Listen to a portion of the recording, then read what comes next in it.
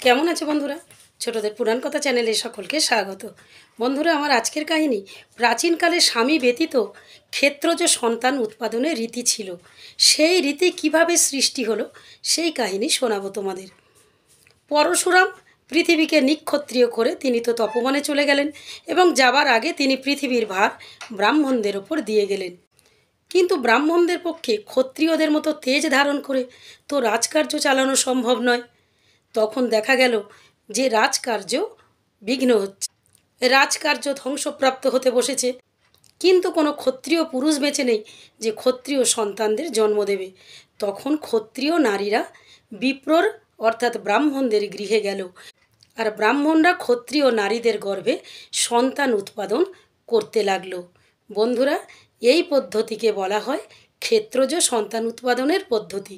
যাই হোক, ক্ষেত্রজ সন্তানরা কিন্তু পরম ধার্মিক, কারণ তাদের পিতা যেহেতু ব্রাহ্মণ তাই তারা পিতার মতো ধার্মিক হয়েছে, এবং তাদের মা যেহেতু ক্ষত্রিয় তাই ক্ষত্রিয়ের মতো তারা বীরত্বও পেয়েছে।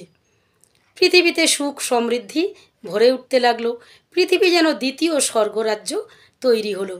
তা দেখে দানবরা ঈর্ষায় জ্বলতে লাগলো। তারা বারবার দেবতাদের কাছে পরাজিত হচ্ছে, তাই তারা এবার পৃথিবীতে আসতে চাইছিল। বন্ধুরা, আজকের এই পর্যন্ত। পরের ভিডিওতে আমি বলবো যে দানবরা কিভাবে পৃথিবীতে এলো।